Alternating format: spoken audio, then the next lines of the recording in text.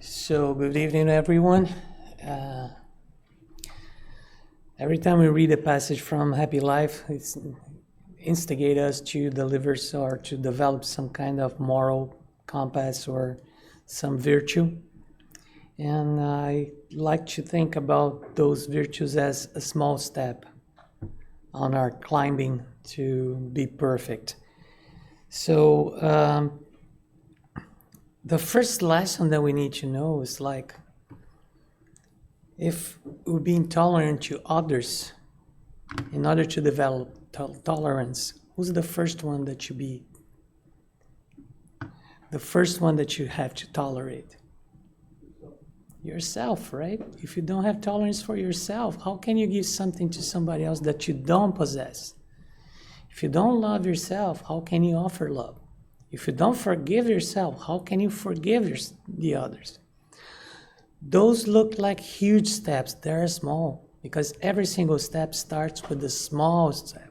Like when you think about, follow Jesus' steps.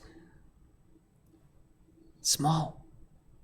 Otherwise, you're trying to, follow Jesus' steps or try to do whatever he did.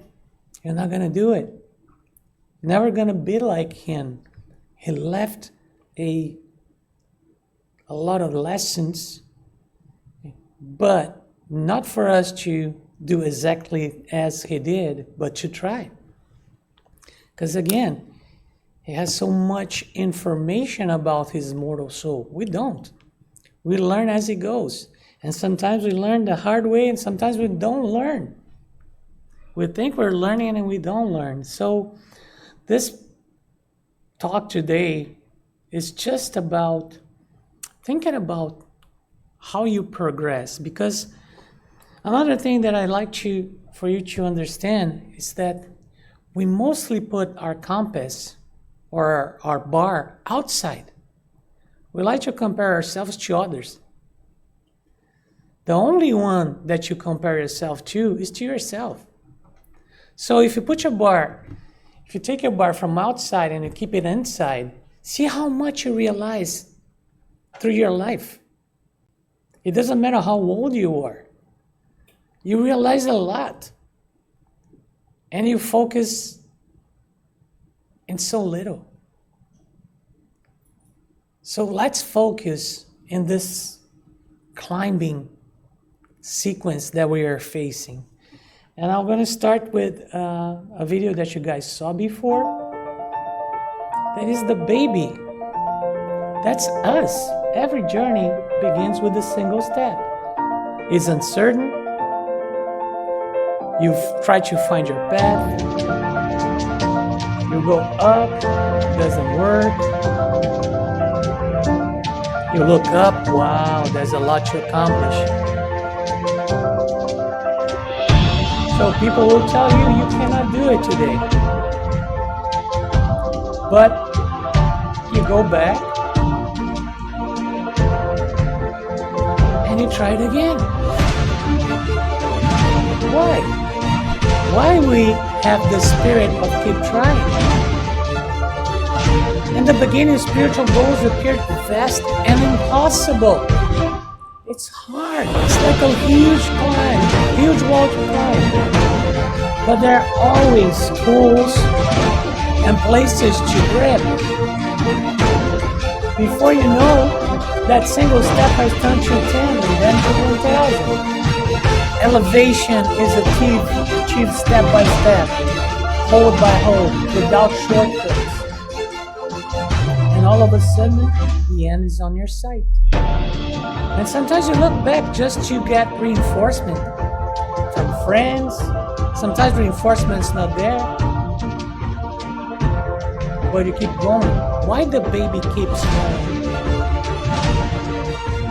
Because he believes in himself. Do we believe in ourselves? Gradual, incremental moral and spiritual evolution requires focusing on immediate support rather than overwhelming distance to the summit. Whether you think you can or you can't, you're right. Let me repeat that. Whether you think you can or you can't, you are right. Whatever you believe will manifest in your life. So choose wisely. The other day I was talking to a friend of mine, and we were talking about why people work better or worse for a company. And normally because they don't have faith in what the process is. So if we don't have faith in the process of the company that is giving you the tools to navigate through your work, maybe you don't have faith in the process that you develop for your life. But we always make it easy when we start with a single step. Always choose the possible step. If you try to do the impossible, there's a lot of words like, oh, do the possible, and all of a sudden you start doing the impossible. Yeah, because once you do the possible, you see the other step as a possible one. But from where you are, 3 steps up is impossible. You climb 2? Now it's possible. Are we climbing steps, or are we just complaining about it's too far? Every journey begins with a single step. Spirits are created simple and ignorant, but destined for relative perfection. As we know, there's a lot of words. The first one is a primitive one. We're not there anymore. We're in the 2nd grade, per se, which is tests and atonement. And we are trying to climb to regeneration. And the Spirit tells us that this planet is changing to regeneration, although we don't see it. What we see around is like it's getting worse. Well, sometimes it has to get worse to get better. Have you ever tried medicine, natural medicine? Normally, the symptom has to pop, like homeopathy. It makes the symptom pop and then disappear. But first it has to pop.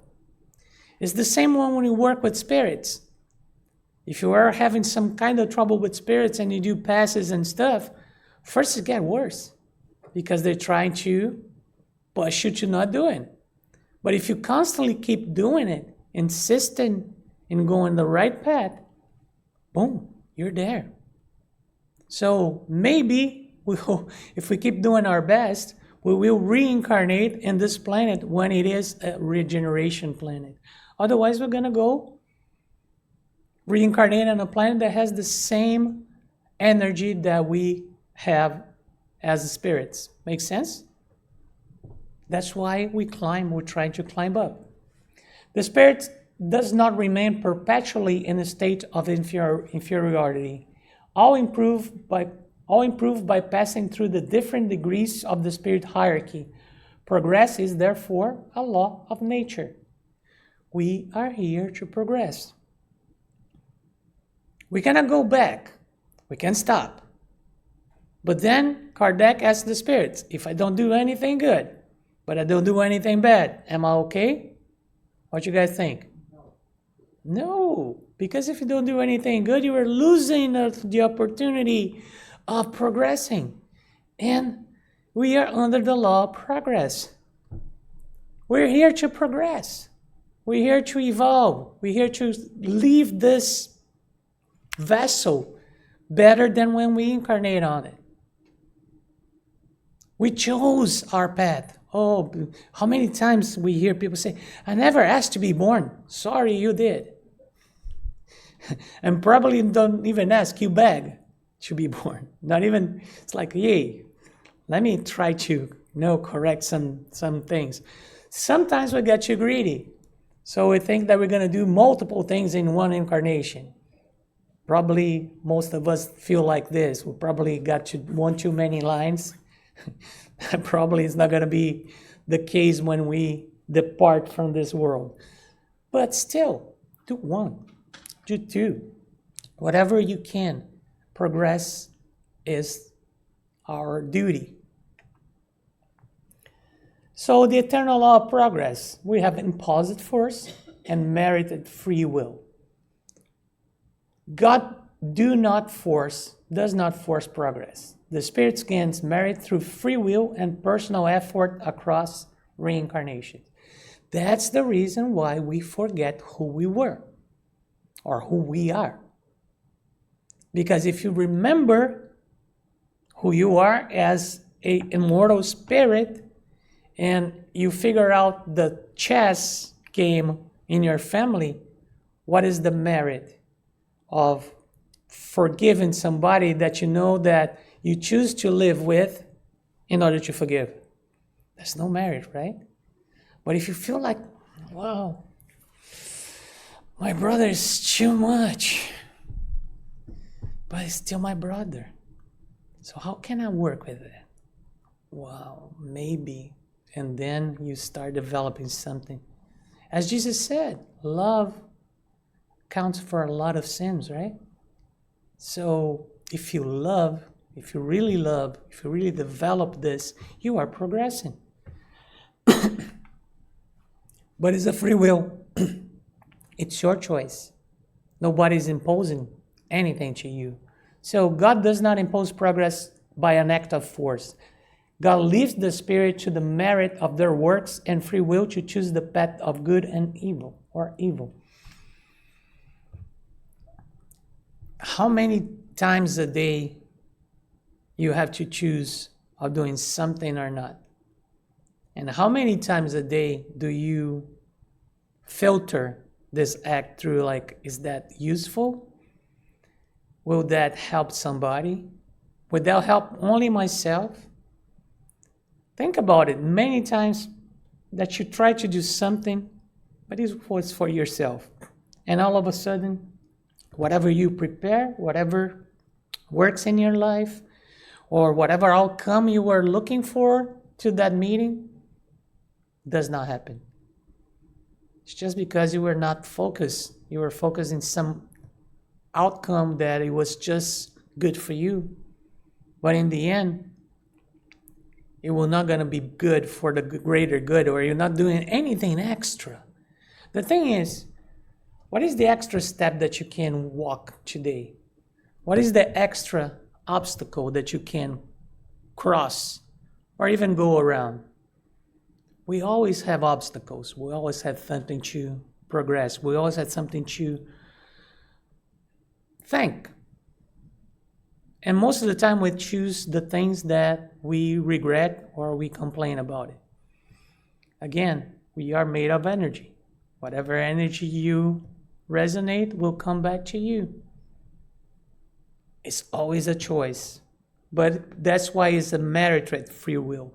Because if you choose with free will to do good, it's your merit. You could choose the opposite. And nobody would say anything to you. Only the consequences, right?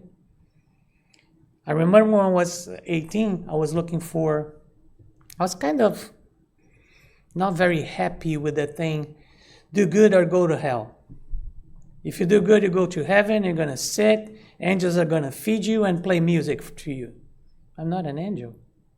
Why are they going to feed me and play music to me forever and ever? What did I do so good for angels? I'm not an angel. That doesn't fit. And if I did one thing wrong, I'm going to hell forever too? I'm going to burn forever? Forever is too long. It's too much time. And then I start searching for other religions. And the only one that made sense for me was Spiritism, because it's this. Do this, and that will happen. Simple. And they add, not only in this planet, but on spiritual world. It's the same. Cause and effect. Action and reaction. I can live with that. Sometimes I can't live with the reaction of my actions, but that's my fault. That's my thing. But again, so what are the discouragements that you guys face today? Just think about. Because if you're here, you overcome some to be here. Otherwise, you're not going to be here. I'm very happy that I talked to somebody yesterday that came to the fraternal assistance 2 weeks ago, and he was in need of a treatment, and he didn't come because from the 2 weeks, every Thursday, he was assaulted by depression and darkness and feel bad. Oh, I'm not going today. So all of a sudden, yesterday, I told him, you're looking with the wrong lenses. If everything's happening to you for you not to come, what shall you do? Come. They're telling you, we don't like you doing this. So you want to stay where you are, suffering the way you're suffering? Overcome this obstacle. Overcome this discouragement just by changing your focus. Remember when I said, who here likes problems? Whoever doesn't like problems don't like money. It's another way of seeing things. Because every single problem that happens to us is an opportunity of learning. Tell the truth. You never ask for patience to God. God, give me patience. Never, right? Never happened. Well, what do you think that God's going to provide you? More troubling people. For you to develop your patience, but you ask for it. Patience is a muscle. It's a mental muscle, it's an emotional muscle, but it's a muscle. You will learn patience by dealing with people that test your patience. How can you develop patience in a place that everything is okay? How you ever move to U.S., some of you that are not from U.S., if something wrong didn't happen in your life where you live, some call didn't work, you'll still be there. Because life is like this, and humans are like this. If I don't have a challenge, if I don't have a problem, if I don't have a fuel to take me from point A to point B, I'm going to stay in point A. Happy as a clown. Not going to move. So, we have to understand that discouragement is nothing but fuel. Skepticism and inner doubts are natural trials of our climb. Overcoming them requires cultivating inner peace and ignoring the noise of the world. You cannot do it. Why this always happens to me? Nobody said that yet, right? Well, we are like 3 trillion people in this world, and you still think that it's only happened to you? Great. Doesn't make sense.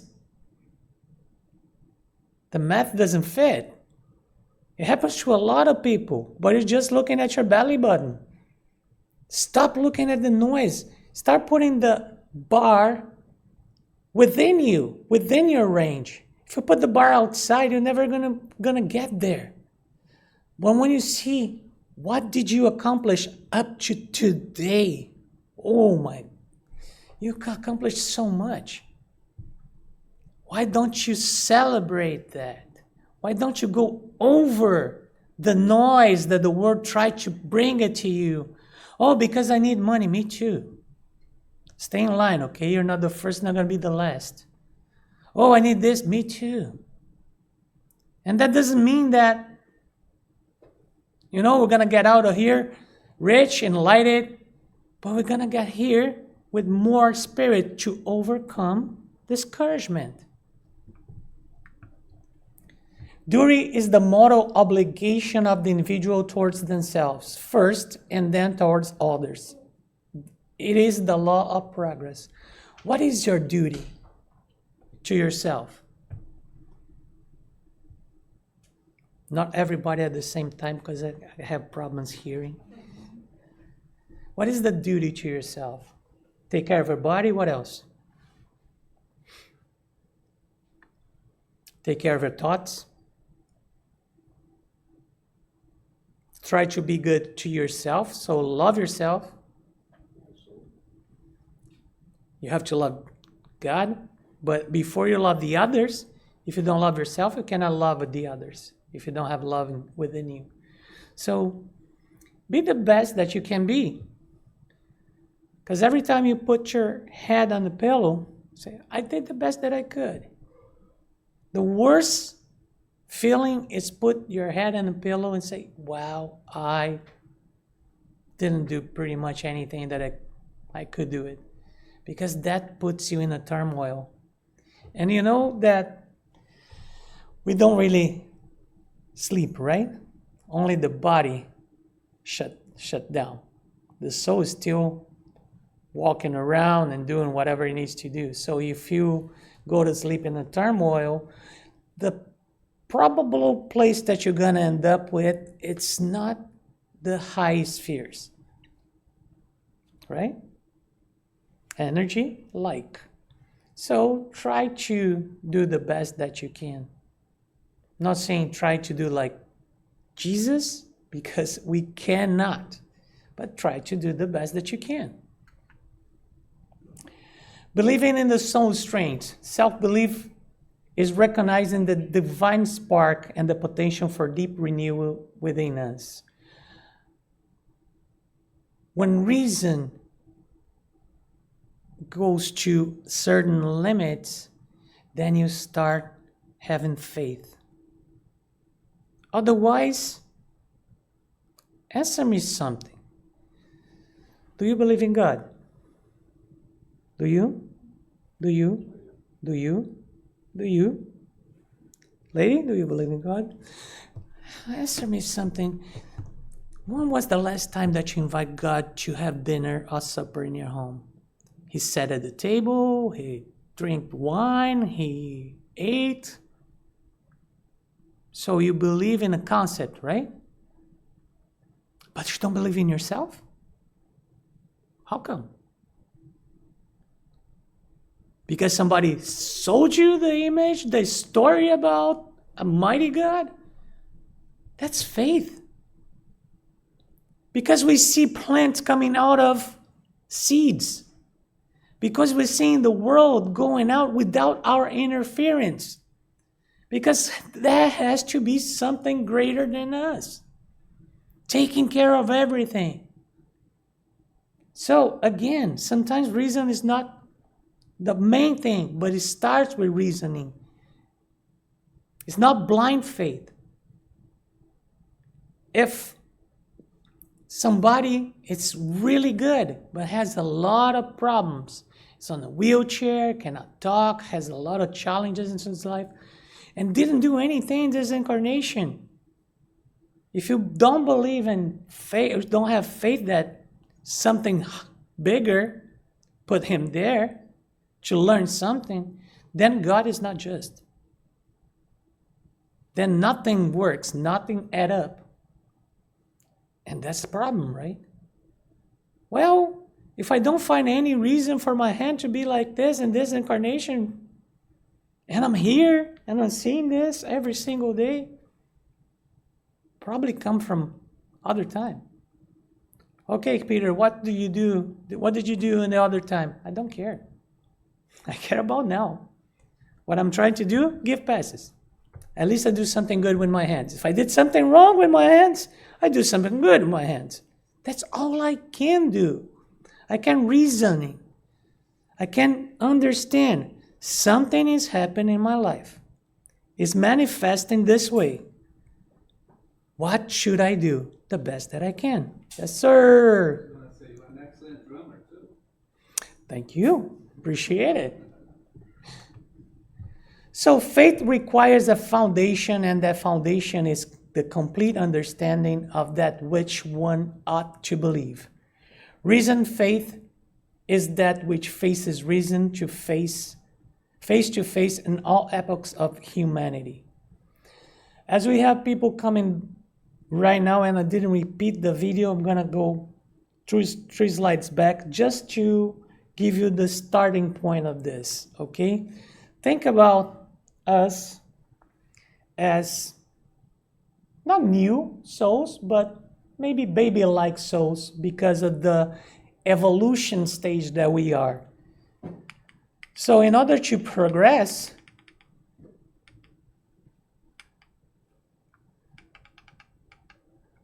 we need to climb a wall, just like a baby.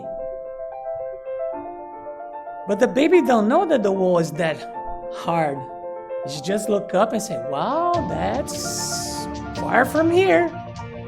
But I'm seeing that some places that I can hold it, that I can have a grip, that I can climb.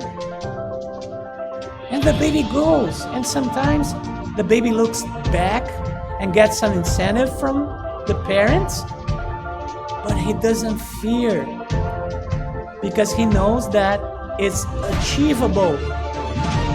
But again, those are baby steps. Don't try to go over what you can accomplish. Don't try to go overstep because you can fall.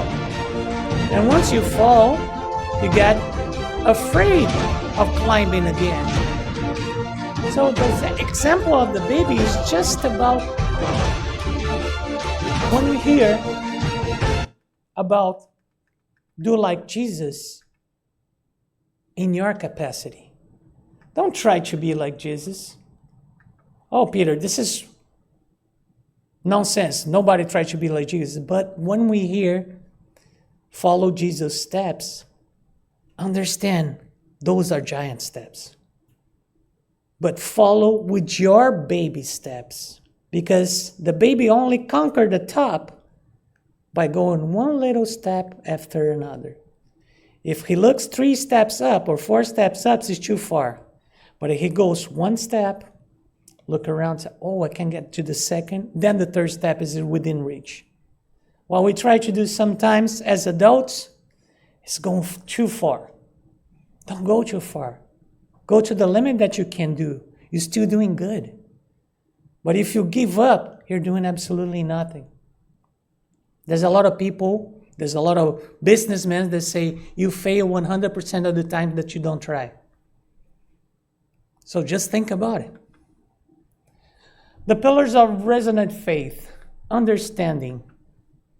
True belief comes from rational foundation, not blind dogmatism.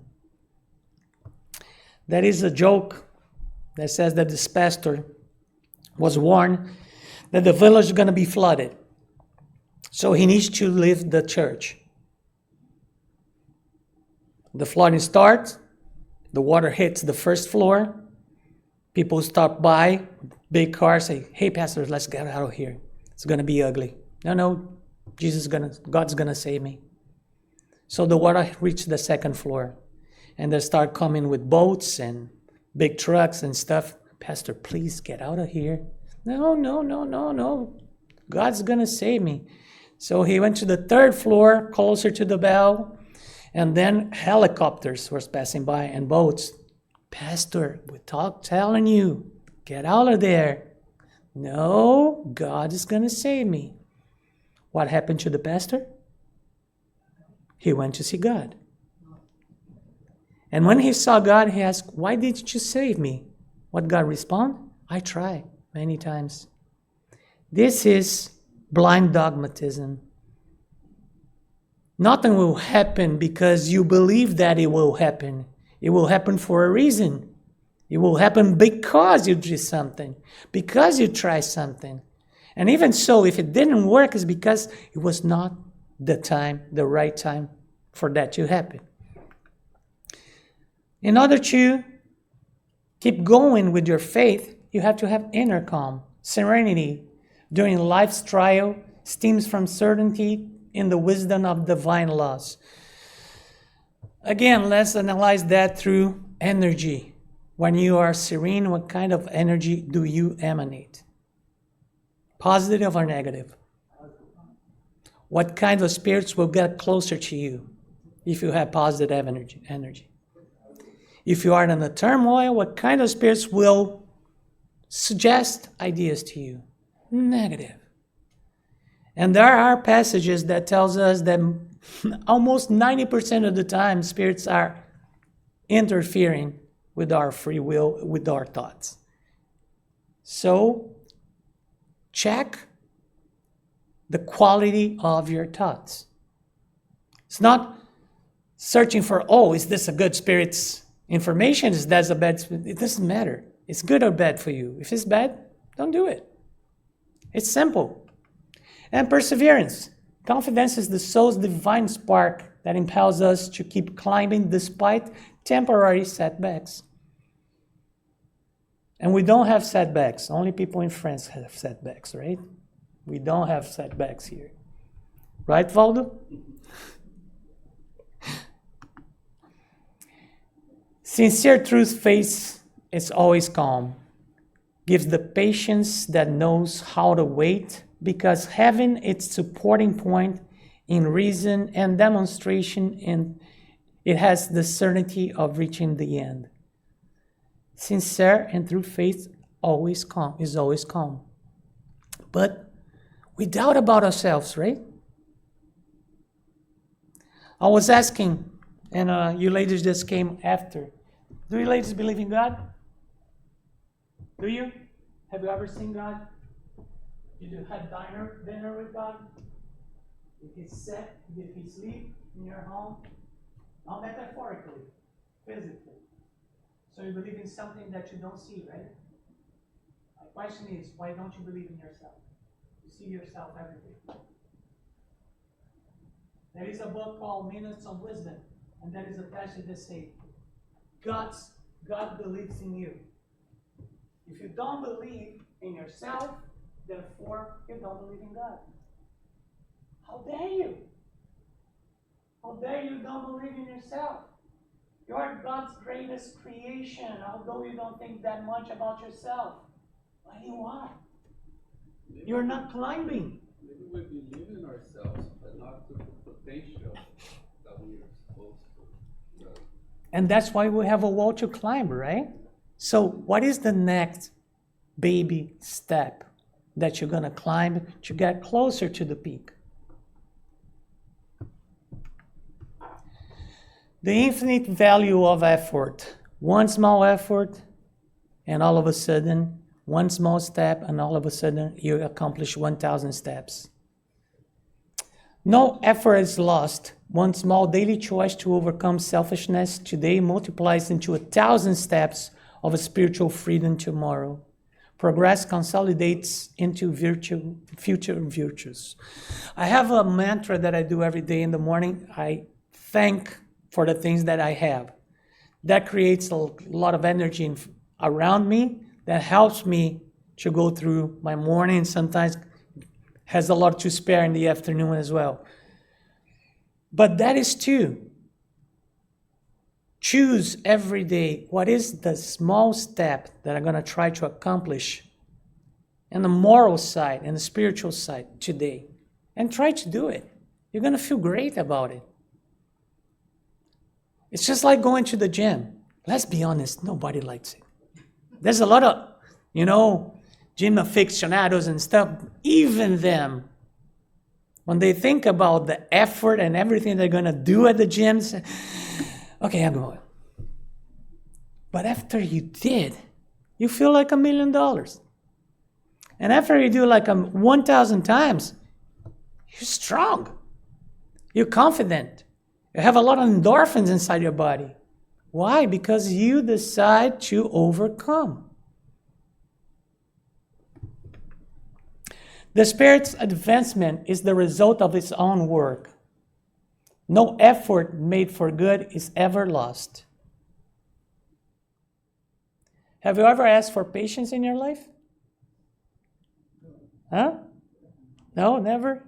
What do you think that God's going to give you? A potion? A potion like instant patience. One step, one spoon, and you become a Buddha for 24 hours. We wish, right? That's not going to work. So He's going to give you a lot of troubling people for you to work out your patience muscles. It is a muscle. So what you ask, because you're going to get. Free will and spiritual merit, from yielding to negative inclinations to subduing them through active effort. From external blame for life trials to total personal responsibility and merit. From spiritual stagnation to continual moral transformation. If only that was that so easy as writing in a PowerPoint, right?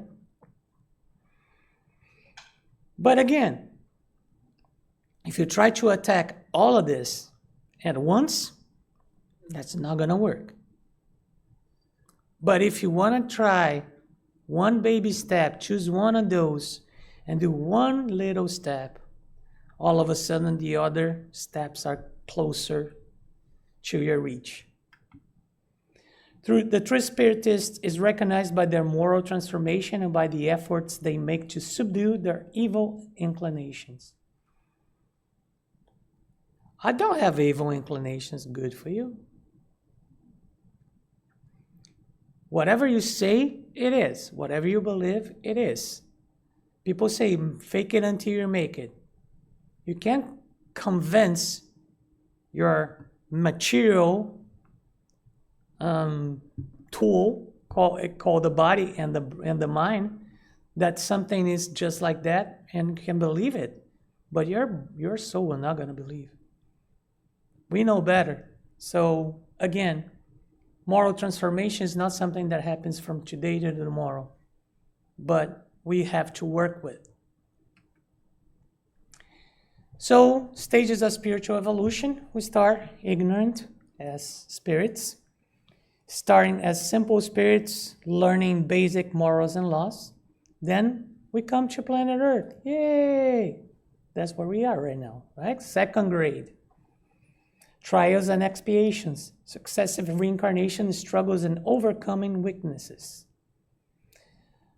The Spirit tells us that this planet is changing to the third grade, the regeneration.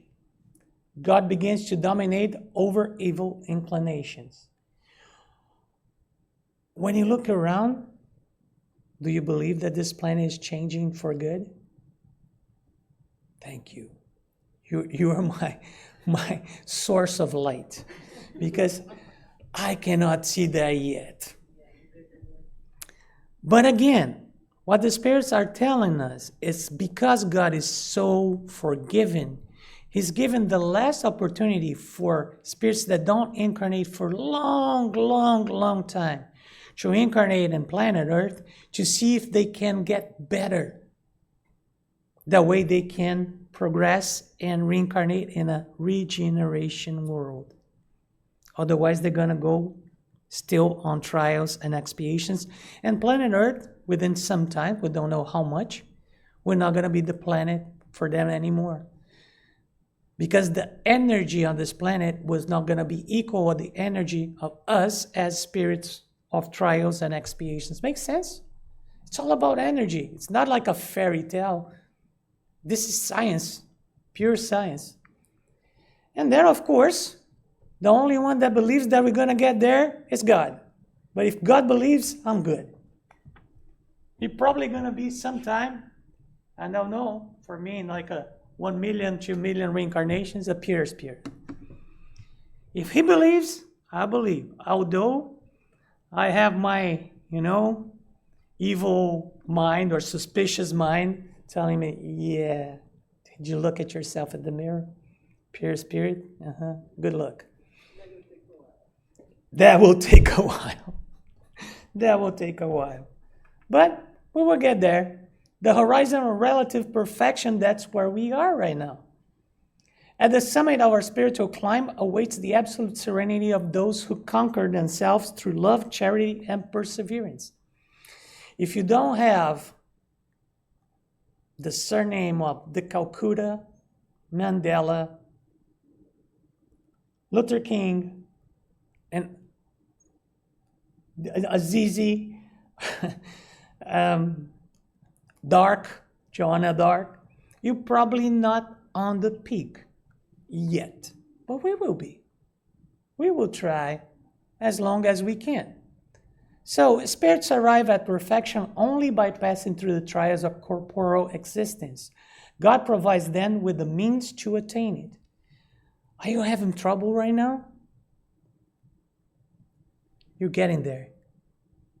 Are you facing challenges right now? It's because God is providing you the way to get there. But we still believe in this.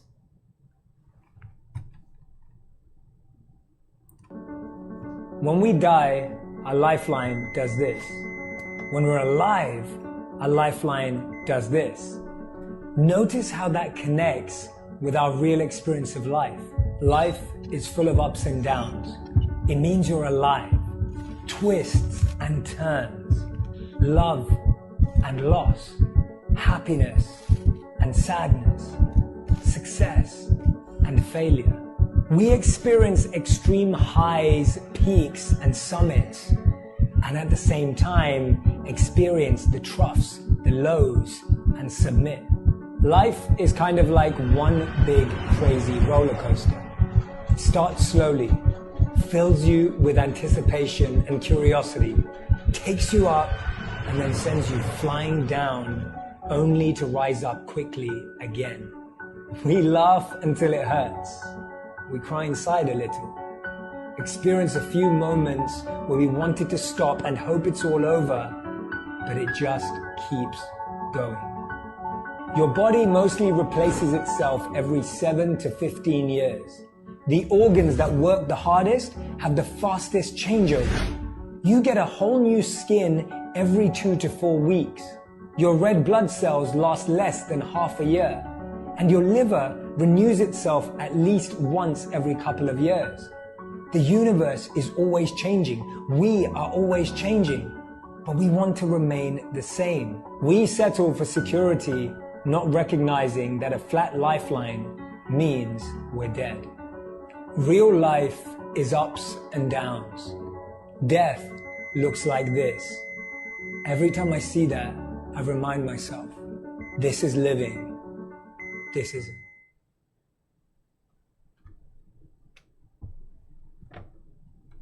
Are we still looking for a flat line?